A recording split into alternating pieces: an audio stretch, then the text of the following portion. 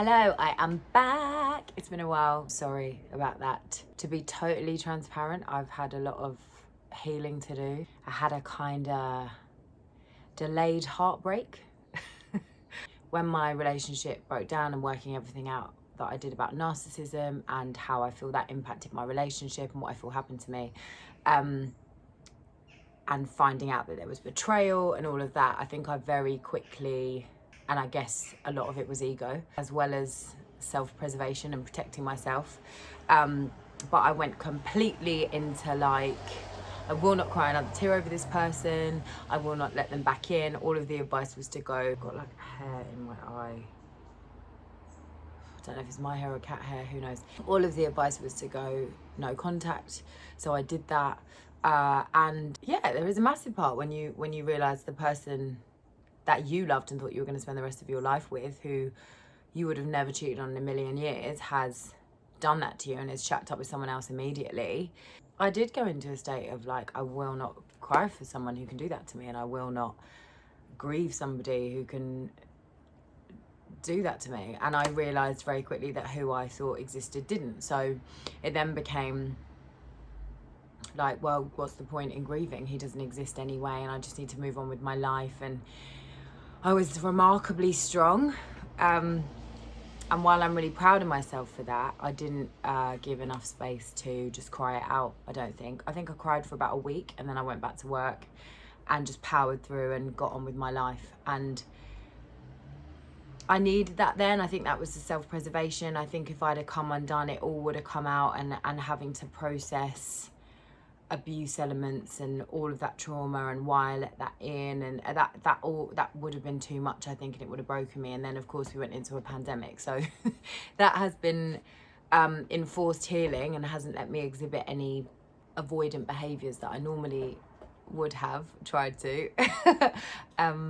But it's always going to catch up with you. That's the thing. You can't dead the feelings for long. So I got a therapy session because I was struggling, and yeah, just really struggling to accept how it had happened to me, why I was in this position, how I'd let someone in, how I'd got somebody so wrong, what that meant for the future, and loving again and trusting again. I just felt really shit. So I got a therapy session. My best friend kindly paid for me to have one, which was really lovely, because so often in narcissistic abuse, you are left financially depleted, which I was, and it's money that I will never get back. And then the pandemic, and I lost all of my work, so it's been really difficult. So I was like, I can't even pay to have therapy to help myself. But my best friend kindly bought me a session. And where I have had so many sessions in the past with my therapist, I guess we have quite a good shorthand, and she knows a lot about me and what I've been through. So it saved a lot of time, so I could get a lot out of that session, luckily. And she said to me, can you separate the two things? Can you accept what you know, what you feel you know about this person, and what you feel and the hurt that's been done, and your reasons why you don't want to cry another tear over that person or waste another breath? But then can you also see that you've been heartbroken, and the life that you thought you were going to have, that you wanted, has been taken away from you, and you had no say in it, and there was nothing you could do. It was just ripped away.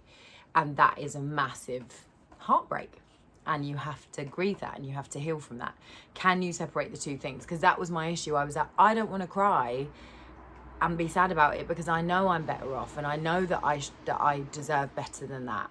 And so I don't want to cry for that person. I don't want to be sad moping around about that person. But at the same time, I really miss who I thought that person was. And I miss the intimacy of it. And I miss having a best mate. I miss having a teammate. Ha! There it is. So yeah, it's a really tricky thing when you're like, I get it. I know that that person doesn't exist. I know that I'm better off out of it. I know there's better for me. But my whole life's been turned upside down, and I thought it was real. So I'm over him, but I'm not over it. I'm not over what happened to me. And I'm not over what I lost. And that's not just about the relationship, that's also about the financial implications of that, of thinking it was my fault all the time, getting all the therapy, going on antidepressants, always blaming myself for the failures. That's a lot to get over. And so in trying to heal myself still, I didn't want to keep coming on here and, you know, doing videos, and I've realized I've got a bit of a savior complex, so my default is to try and help and fix everybody else. But in doing that, sometimes I can avoid my own stuff, and I feel, I guess, that I have some purpose if I can help other people. And I think I've spoken about that before. A lot of us have it, and it's a nice quality, but it can be detrimental if you don't keep a lid on it. And if you start taking all of that stuff on and feeling like you owe that to people, it can get really messy and you can get really overwhelmed, and yeah, and it can be overwhelming for you and also overwhelming for the people you're trying to fix all the time, because they need to find it out themselves, which is why I think I started doing these videos, because it felt like it's a place I can put that information. If you want it, it's there, but I don't have to feel like I have to go around trying to save everyone all the time, because that is exhausting. And yeah, sometimes the best way to learn is to just make the mistake. That's what I did. I guess I've been putting off doing this video because it involves, I'm always raw, I'm always truthful, but this one is like super raw because I'm in the thick of it. So you never know what's gonna come out. And obviously when I did the Black Lives Matter videos, I let it all come out, but you know, that wasn't about me, that was about a much bigger issue. I think when something is just about you, it can feel really self-indulgent, it can feel and just really like overly personal. So it's a fine line, it's a balance. And also, as much as that person's hurt me, I'm always mindful about, you know, what I say, because although I firmly believe if you don't want anyone to find out about what you've done, you should treat them better, I'm also like, you know, they're a human being too, and I never want to cause any unnecessary pain to anyone, so I'm also careful to not sort of let rip in the way that I'd like to sometimes. Today I want to talk a little bit about healing, about how it's not linear, about toxic positivity, past trauma, how that can leave us open for more pain, and I guess just being kind to ourselves while we're in the thick of healing, because it's a process, and as I said, it isn't linear, it's far from linear, and you can be doing really well and then it hits you out of nowhere, and that can be quite a difficult thing to deal with, to accept, and to know what to do with. So I am in the thick of healing, and that is why I've been quiet, but I guess I want to share as I go, in the hope that it might help you too, or make you feel a little bit less alone, because it is lonely. Healing is really lonely, and while it's something that we have to do alone and we have to do for ourselves, I think sometimes just knowing that other people are going through it and knowing that there's no wrong or right way, because there really isn't, can be helpful. So as ever, I hope this helps, and as ever, I'll probably touch on narcissism, because I definitely believe it's an epidemic. I've been trying to read like books, like sometimes, because I've been doing so much like researchy stuff, like Psychopath Free, and then I've been on trying to learn about intuitive eating, because I definitely comfort eat and I wanted to stop doing that. And then I'll pick up a book like, no, let's just do some fun reading, just fiction. Like both of the books I picked up, and it says nothing about it, both of the women have experienced narcissists, and I started to think, God, this is a coincidence and it's following me around. No, I think it's just everywhere right now. I really do. And I think what we used to just put down to a dickhead or whatever, we're realizing a lot of the time, no, they have a personality disorder, they are a narcissist, they are a psychopath. So it's becoming really prevalent, and that's a whole other thing that I want to deal with, but I'll get to that another day. Anyway, where I want to start today is I saw this quote more than once this week, and it's saying, how did daddy issues become the woman's problem when actually it's a man who failed as a father? And it blew my mind, because I was like, yeah, like I'm like, oh, daddy issues, like, yeah, I've got daddy issues, as if that's my fault. And I have always thought it was my fault, and that blew my mind, and I've really thought about it. And that does happen so much, you know. Same with when, I mean, it does happen to men as well, 100%. But when somebody is in an abusive relationship, for instance, you know, and they're gaslit, they're called crazy, they're called psycho. It's the same way, you know, oh, she's got daddy issues. It's like, well, no, maybe she's just been treated really badly. So she's making bad decisions and being treated badly again. And that led me to thinking about my own situation, because I am a daddy issues girl. And I don't blame myself for that. And if you have dealt with rejection at a really young age, as many of us have, and you know, if a parent has rejected you or mistreated you or abused you, that's, you know, they're your primary caregivers. They're the people that you should be able to trust no matter what, who should love you no matter what. And if you're missing that, yeah, of course your views of like self-love, loving yourself, being rejected, being worthy, all of those things are gonna be affected, and you're gonna struggle with that at some point in your life, unless you're an actual genuine superhero or have therapy very young. So of course that's going to affect your relationships moving forward. So I have always known that I have issues with trust and with feeling rejected. That's a real thing for me. So of course I picked a career that involves loads of rejection. I've always, because of that, I think, because I know what rejection feels like, and I know what it feels like for somebody who should love you for you to feel like they don't. And I know what it feels like for someone to not show up when they say they're gonna. I think it made me very fiercely independent when I was younger. It definitely, and I was bullied a lot when I was young. I was the only brown kid. I was fat. I went to a school in Surrey, and my grandparents would pick me up, and like I was just rife for bullying, and I got loads of that. So definitely when I started at secondary school, and towards the end of primary school, I was very bossy and like bullying a china shop, and because I was so afraid of being hurt again. I was so afraid of being rejected. So my way then was to become quite scary, I think. And then I got over that as I got older, and then I became a lot more vulnerable. I think as I left secondary school in sixth form, I allowed my vulnerability to come out more. But then I was like too trusting, and I got hurt loads, and people used me. And along the way, if I'm honest, I've just always wanted to be loved.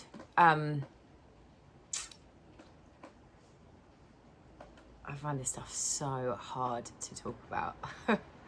And I've never felt good enough. But what I'm realizing is,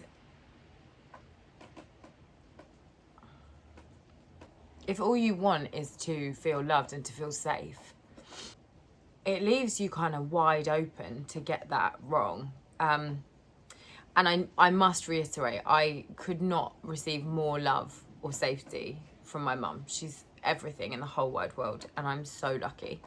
But in terms of my relationship with men, obviously I had an absent father. There have been times when I did see him that he really hurt me, not physically, but emotionally.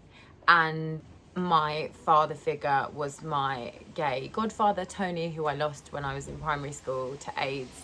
And then my grandpa was another father figure, and he died when I was 11. And it was quite a shock. We didn't really see it coming. So all of the men that I did rely on died, and the ones and my dad just wasn't a fixture in my life. And when he was, it could be quite distressing. So I have never understood what it's like to feel safe with a man, to feel particularly cared for, looked after. And so when you're trying to cobble together some idea of what that is, I think you are left really open to getting it wrong. And I didn't accept enough, I don't think. I didn't know what I was looking for, because I didn't know what it looked like, and I didn't have good examples of what it looked like. If I'm honest, I don't think I've ever felt truly safe with a man, ever in my life. And I thought I did with the person who turned out to be a narcissist. I thought I was safe. So then when that blew up,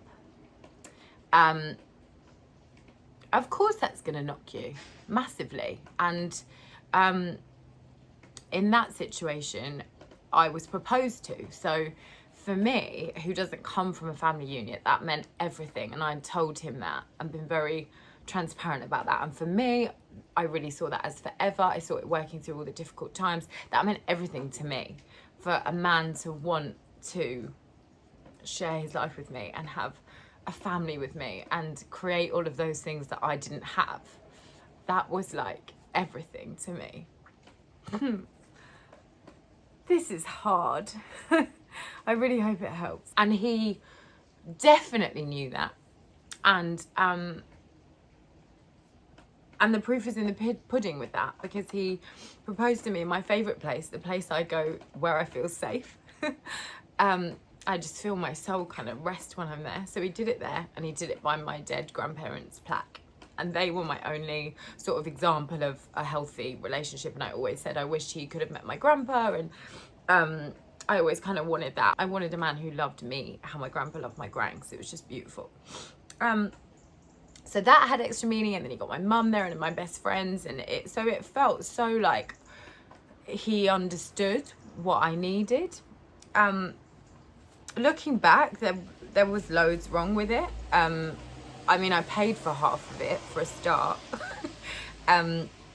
So there were always money problems. And then even then he got the bill out in front of all my friends at the end and started asking me for money. And that was a massive red flag, even for me. Even at that point for me, I was like, what? And my best friends had told me since that was alarming for them. And one of my best friends had actually paid for the upgrade of our room and everything. My mum had got finance for him so he could get the ring. I mean, it's awful. What I found out afterwards, it's awful. So the whole thing was a sham. But I was just so grateful that someone had chosen me. So grateful. I was just like, oh my God, somebody wants to do this thing with me and they want to stay. And it's made me think about that. And actually, if I'm honest, somebody choosing me and just wanting to stay has become enough. And I dated so many fuckboys and, you know, so many toxic people before that. People who wanted to control me, all sorts. And, you know, so many times it went wrong. I was just so glad that somebody wanted to stay. So I probably did overlook a lot of the bad things. And I've definitely been told that with people I've been dating or having relationships with in the past. They're like, well, you don't really know how it is because you didn't grow up with a father figure, and you know, this is just how relationships are, and you are kind of like making it up as you're going along and guessing. So it is easy to think you don't know how things are, and it is easy to think, oh, well, maybe this is just how a relationship is, because you don't really have a clue. You're making it up. I think it's a kind of twofold thing. I didn't have any of these clear this is how to be in a relationship things guidelines. Really good English there.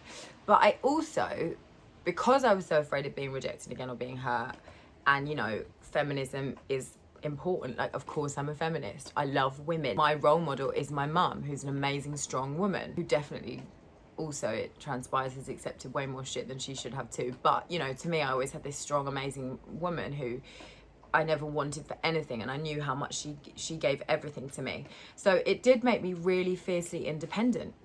And while that's a good thing, it also meant any of the like red flags, if I didn't feel looked after or cherished or financially supported, or I was like, well, I don't need that anyway, because like, independent woman, got my shit covered. I'll pay for it. I'll get that. I'll pay the rent for 6 months.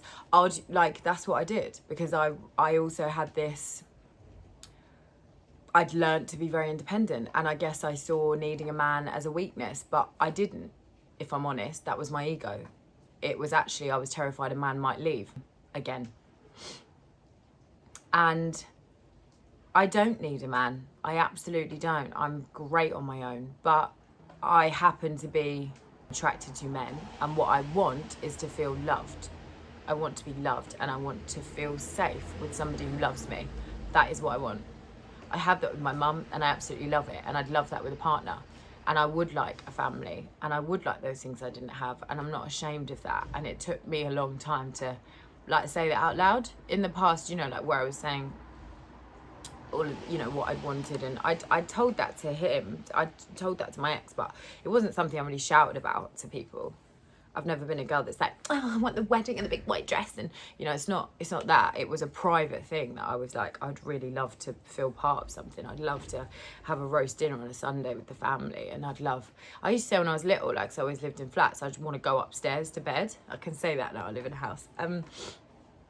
I want like a white fence outside the house. That no one even has that anymore. But like, I just have these the things I didn't have, I want.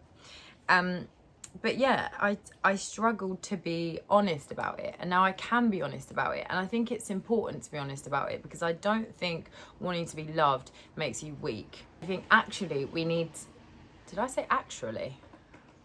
It's new. I think actually we need to get really honest with ourselves about what it is that we do want. Because for instance, where I was so busy not admitting that out loud, that what I want is to be loved and what I want is to feel safe, I left a space that it just became very easy to fill. I hadn't actually sat down and gone, no, this is what I want. And these are the ways you can help me to feel safe. And that's where I'm at now. And for instance, for me, my first serious boyfriend was really generous financially and did really look after me in that way. And I can see that now. And at the time, I didn't really appreciate that.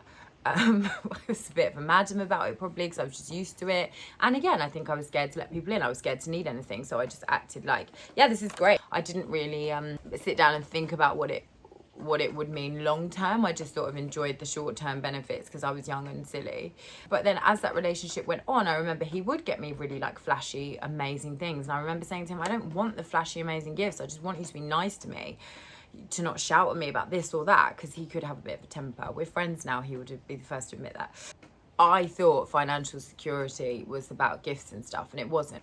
When you pare it down, even then I was like, I just want you to be nice to me. I don't need the gifts, I want you to be nice. Then after that, where I'd been in a relationship with somebody who could give me all those financial things, but we didn't want the same things, and I'd gone through experiences where, yeah, I was meeting men that were really financially secure and could look after me in that way, but I felt a bit controlled, or then I went the other way, and then I was like, well, I'll pay for everything, and I don't need a man for shit, because I'm never having a man control me, and blah, blah, blah. So then I rinsed myself in that way and just was taking the absolute piss out of. And then I carried that into my next relationship, where I got myself into a stage where I used all of my tax savings to help him. And I paid for all of our, you know, we moved in and then he was like, I can't afford it. So then I paid for all of that. And yes, there were times that he got me back and supported me 100%. But overall, it left me totally fucked when he left, because he left just before my tax bill was due. And now through what I've learned, I realise, and it's been a really interesting eye-opener for me, and I'm not someone who whines on about money, so bear with me, because I appreciate I am right now, but there's a reason. Part of narcissistic abuse is financial. That is a thing. And that happened to me. I'm finding myself in this situation where at the moment I can't even afford to buy myself food. I mean, not just because of him, like there's a pandemic and I lost all my work, it's just terrible timing. It's made me realise it all comes down to feeling safe. It's not about money, it's not about how much money is in their bank account. It's about feeling like somebody wants to look after you when they can and wants to have your back when you need it. And that's emotionally, that's financially, that's physically, you know, if you need to physically be carried because you're too weak, it all matters. And I never had financial support from my dad ever. And then weirdly, that's become a thing without me even realizing it in my relationships. And now that I've been abused financially, I'm like, never again. I think my point is, through not really having conversations with myself about what I need and how I feel safe, I've confused things and I've blurred lines, and I have let traditional outside influence come into it, where like I've sort of pushed back at the like old-fashioned view that, you know, the man makes money and the woman's the homemaker, and I've kind of actively gone against that and then screwed myself over. And I've been embarrassed to admit that I want love, because I've got that caught up in like these ideals and tradition and this and that whole like 2.4, and I've thought like I'm too cool to want that. I'm an independent woman. I don't. It's all these confusing things, when really the fact of the matter is I had a parent let me down, and because of that I have struggled to love myself. I've struggled with my self-worth. I've struggled with rejection. And I'm a real lover, and all I want is love. And maybe I am old-fashioned in that I'd love a family and I'd love a teammate, and I want to feel safe. Any of the things that make you feel safe, you deserve. And they can be non-negotiables. They can be things that are important to you. I don't know what I was thinking marrying someone who didn't have my back financially, because in my line of work I can't get maternity pay. So what were we gonna do? So what, I'm gonna pay for the house, I'm gonna pay for the childcare, I'm gonna, and then like shove myself back to work when I'm still bleeding? Like, what's the plan there? But I always believed he'd have my back, you know, because he said, I'll get you back, I'll get you back, and I believed it.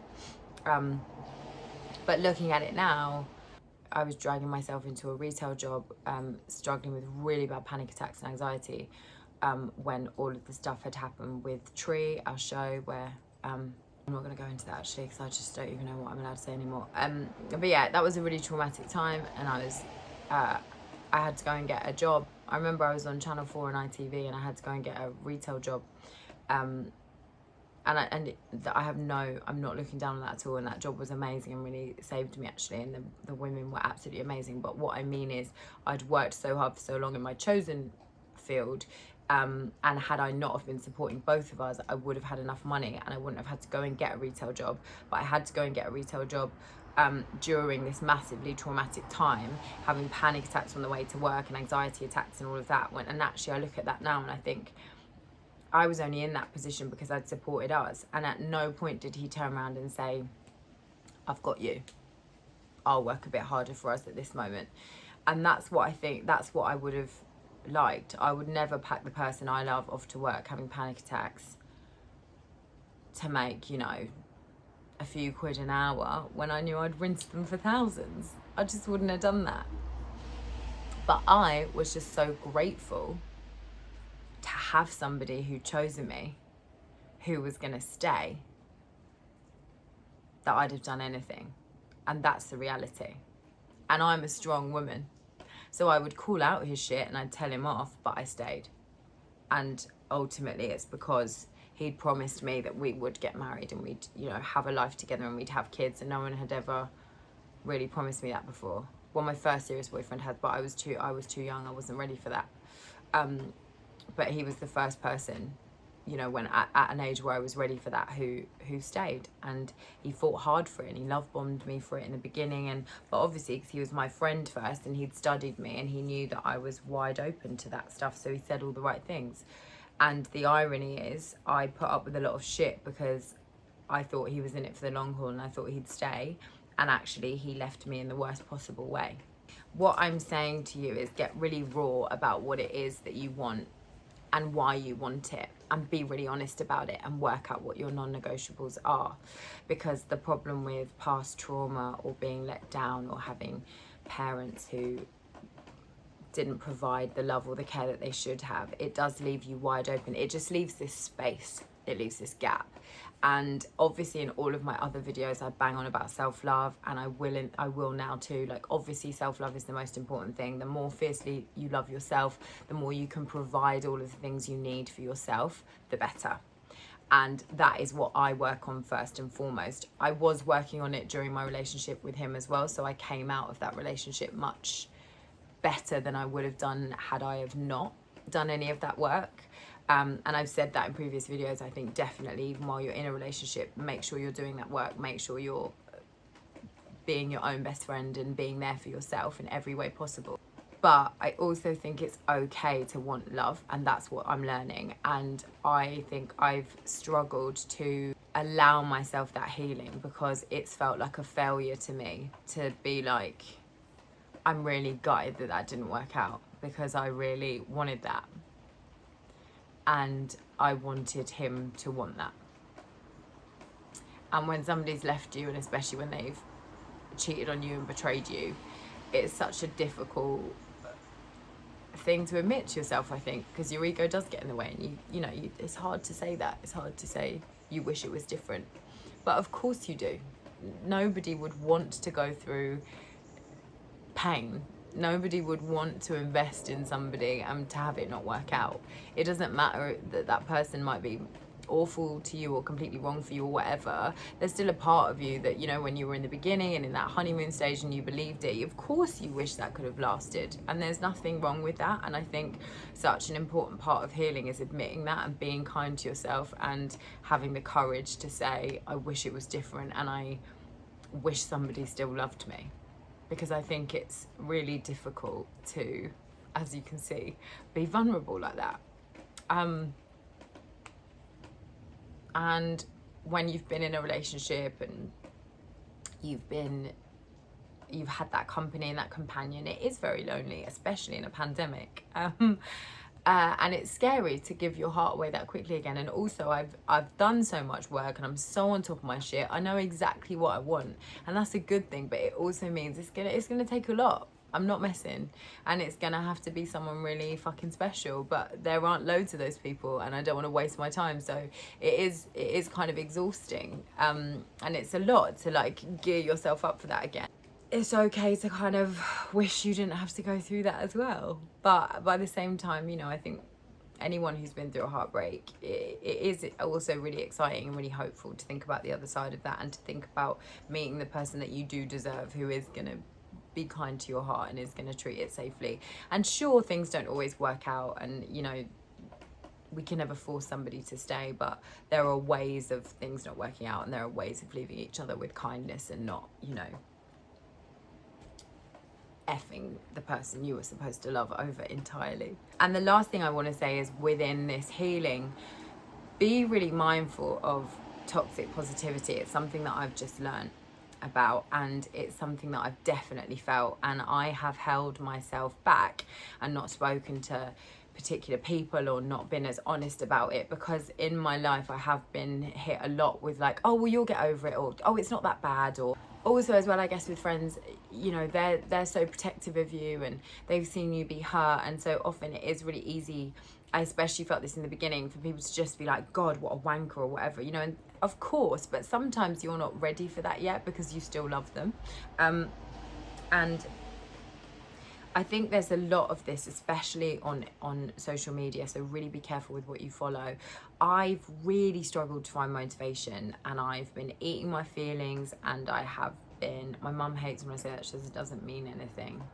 I don't really agree, but I've been comfort eating. Sorry, mum. I was really beating myself up, and I was like, you're a waste man, you need to sort your life out, like get over it, it's been months. Why do you eat everything? Why can't you just work out like everyone else? And seeing these posts like, the only thing stopping you is like being lazy and all this. And I'm like, no, actually, I've just been through emotional abuse. I've been through narcissistic abuse. I'm tired, I'm spent, I'm worried financially. It's the pandemic, and I don't want to rush myself, and I don't want your toxic positivity, and I don't want to be heard I'm the only thing stopping me from achieving all my goals and dreams. Actually, that's a lie. That's a lie, because I had powerful men screw things up for me career-wise. Then I had the person who was supposed to love me completely blow my world apart and rip me apart. And yeah, I've got daddy issues, and it's because somebody let me down when he shouldn't have. I'm not the only thing standing between me and all the dreams. Sorry, but I'm not. And actually, I work really friggin' hard to do the work, to learn from my mistakes, to hold myself accountable, really looking at why I let somebody in. Even this, like I'm trying my hardest to be vulnerable, to put it out there, to accept that it's okay to want love. Like I'm constantly doing the work, and that is a process, and it's exhausting. And if you are doing that work, you need a pat on the back, babe. And I'm so proud of you, because it's hard. It's really, really hard, and it's so much easier to push all that stuff down and to put a sassy picture on social media and pretend everything's perfect and not tell anybody how much you're hurting. And if you're feeling lonely, just go out and drink it away and have sex with someone meaningless, or like all of that stuff is so much easier. It's so difficult to sit with yourself and actually be like, do you know what? The thing I want most in the world is to be loved and to feel safe. And right now I don't have that. That's really hard. And that is doing the work in itself. And I think the bad days and the painful days and the teary days are just as important as the days that you go out and smash it and nail that audition or go to the gym. And actually it's sitting in it and it's doing the work that most people don't do. And I think you should be so commended if you are brave enough to face your darkest and the things that are the most painful and the things that leave you the most vulnerable. And I am right there with you if you're not ready to take on the world yet. And I just wanted to say that, and I wanted to be transparent and vulnerable and honest, because I think that's been blocking me. I've been trying to write and trying to do one of these videos and trying to create, because also I'm broke, I'm spent, so I'm like, I have to create because that's how I'm gonna make money, and that's a lot of pressure. And I think this is what I had to do. I think I just had to be really honest. So I've done it, and maybe it will unlock something, maybe it will. And I think, you know, be mindful of people who, or things or places or posts or whatever that make you feel like you just sitting with yourself trying to work stuff the fuck out isn't enough, because it is enough, and it's really brave. And if your friends are doing that, you know, it will be coming from a good place. If they're like, oh, you're okay, you'll get over it, or blah blah blah, you're better off, or anything like that though that makes you not feel heard, you're well within your rights to shut off from that person for a while, or to say to that person, do you know what, right now I just really need you to hear me. I really just need to talk about how I feel, because it hurts. Like, it's okay to say that. And if you can't say that to someone, maybe you're just not aligning right now. I just want to say, I respect anyone who's brave enough to go through the pain. And there's no shame in being vulnerable. There really isn't. And I hope me being vulnerable can show you that. And there's no shame in taking your time. And all of the bad days where you cry and eat a tub of ice cream, it's all part of the healing. So don't beat yourself up about it. When you're ready, you will take on the world again. But the thing is, if you try and take on the world too soon, which I've done 1,000 times, it always comes undone somewhere, and it all spills out and it becomes a lot harder to tidy. So take your time, and that's what I'm trying to do this time. And I have had so many beautiful days in this process where I feel hopeful and I feel alive and I feel grateful and I feel like I got another shot at life. And I know that's ultimately how I feel, and I know that I just have to take the rough with the smooth, and this is a rough patch, but the smooth will come again. You have to feel it to heal it, so feel it. And as my top says, the collab with the Happy Vagina, let it come, let it go. And it's true. I think you have to let it come, and then also before you can let it go, probably learn how to let it go, and that's tricky as well, but it's so worth it. So this is me letting it come, and I'm letting it go. And I hope you can do the same. And it is okay to want to be loved, and you don't have to be strong all the time, and you don't have to be independent all the time. And we absolutely must love ourselves, and we absolutely must commit to that every day. But it's also okay to like need a little bit of love from somebody else. It doesn't make you weak. And if you can't find that with a partner because you're single or you're going through a heartbreak or whatever, then, you know, please reach out to friends or family. I think we're so fixated on being strong that sometimes we forget it's okay to just want a bit of love, because like love wins, man. It's like makes the world go round. We need more of it. So my default setting is to be a real lover. Like, I really believe in love, and I think I'm going to wear that with pride a little bit more and stop trying to push it down, because so what if that scares somebody off? Like, so what? They're not for me. So I'm excited to love again, and I'm proud of myself for sitting in it, and I hope that you feel the same, and I hope that this helped. in its own small way. Okay. Whew, I'm glad that's done. Oh God, I do feel kind of like rush of adrenaline now, like elated a little bit, because it's like out in the open and baby girl's here. Get an animal, they are the best for love, unconditional love all the way.